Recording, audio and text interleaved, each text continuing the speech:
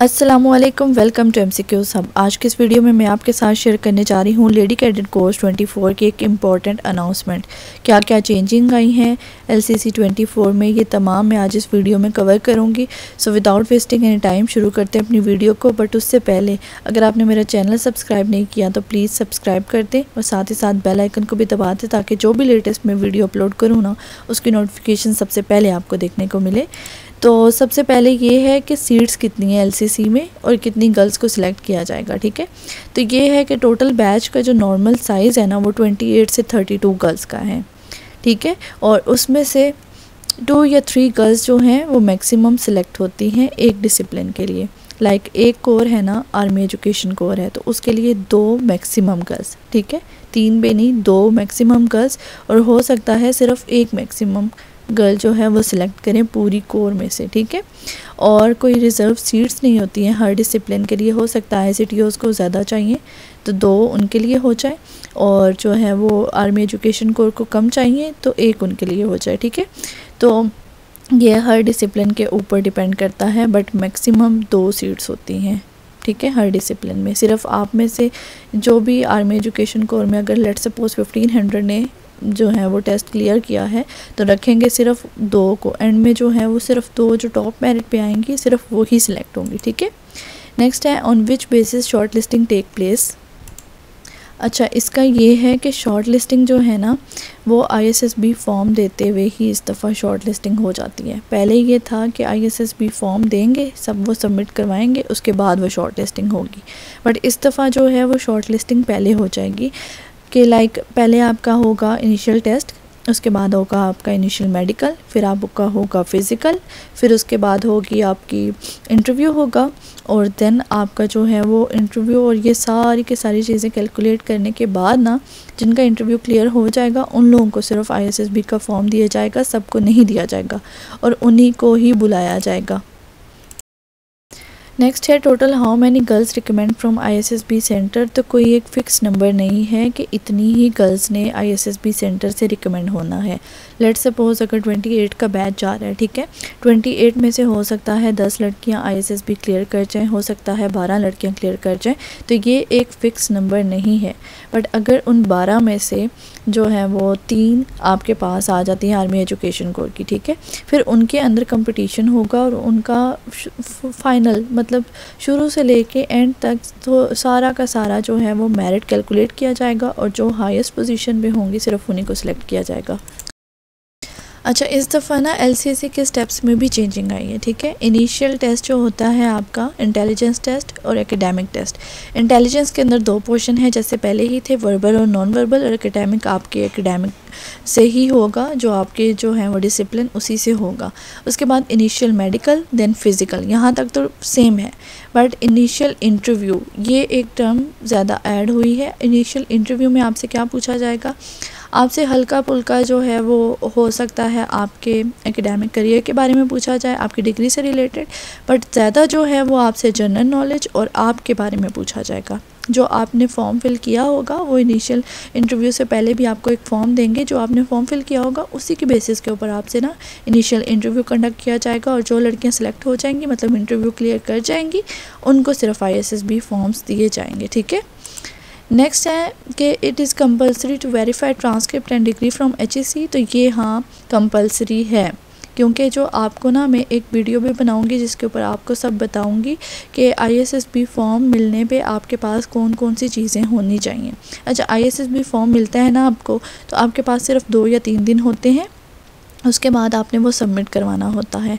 तो इस दौरान आपके पास इतना टाइम नहीं होता कि आप डिग्री HEC से वेरीफाइड करवा लें, क्योंकि इस्लामाबाद में है HEC, और आप अगर कराची से सेंड करें डिग्री अपनी तो अर्जेंट पे भी आपको 2 से 3 दिन लग ही जाते हैं आना जाना और इस तरह डिग्री का।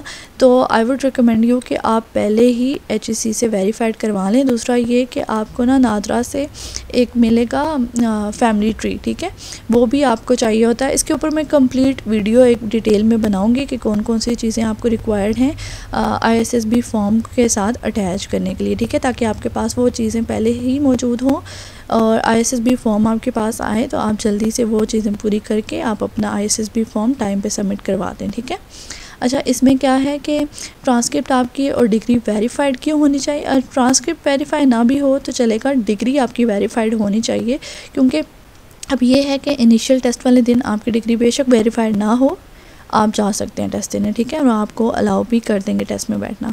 बट जब ISSB फॉर्म की बारी आएगी ना, तो उस फॉर्म के साथ आपने वेरीफाइड डिग्री अटैच करनी आपकी मस्ट है, ठीक है, उसकी फ़ोटोकॉपी अटैच करनी मस्ट है, अदरवाइज़ आपका जो है वो फॉर्म रिजेक्ट कर दिया जाएगा। ठीक हो क्या?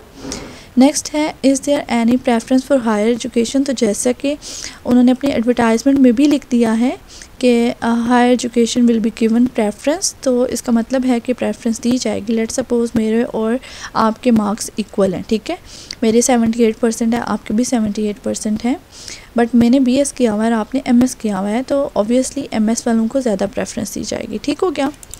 नेक्स्ट है, can we apply on the basis of equivalency certificate. अगर आपको HSC इक्विवेलेंसी सर्टिफिकेट दे देते हैं उस डिग्री के अकॉर्डिंग, तो आप अप्लाई कर सकती हैं। ठीक हो गया?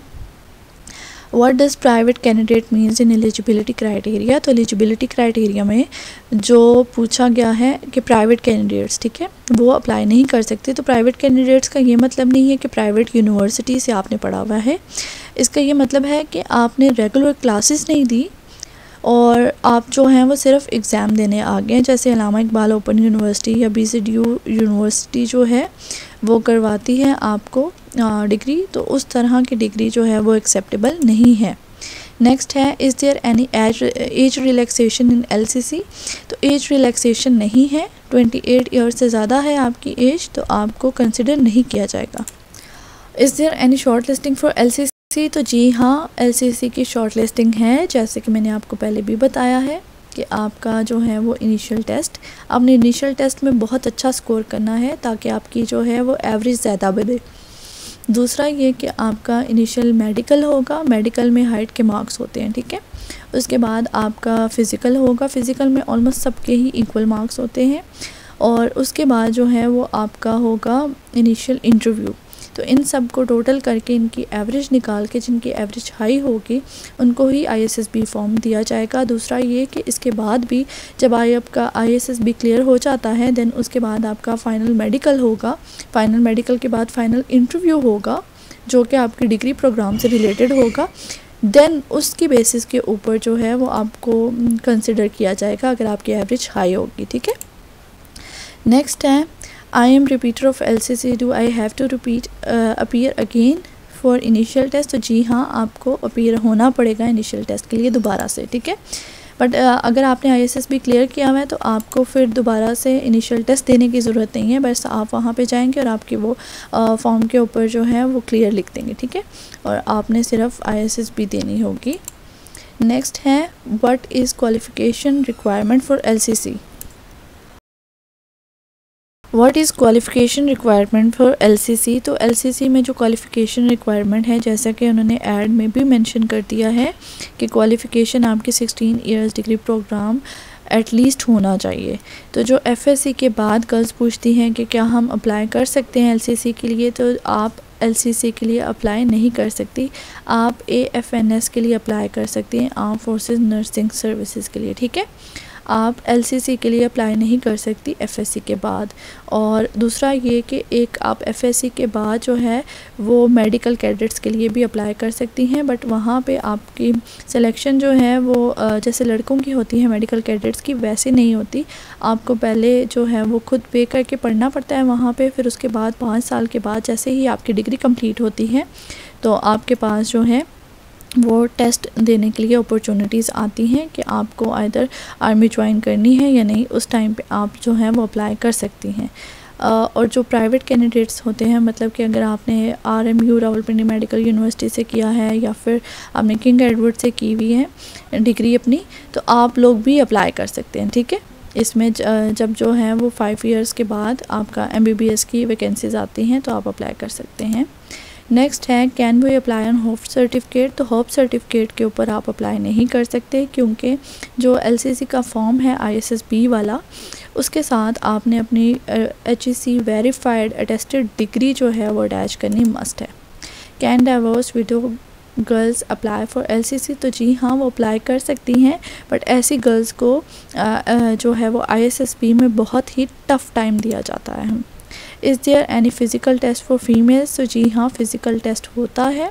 1 माइल रनिंग होती है जो कि आपने 14 मिनट्स में कवर करनी होती है, और ये आप अगर हल्की सी भी जॉगिंग करके करेंगे ना तो आपका ये क्लियर हो जाएगा। ये बहुत मुश्किल नहीं है, इजीली आपका हो जाएगा, ठीक है।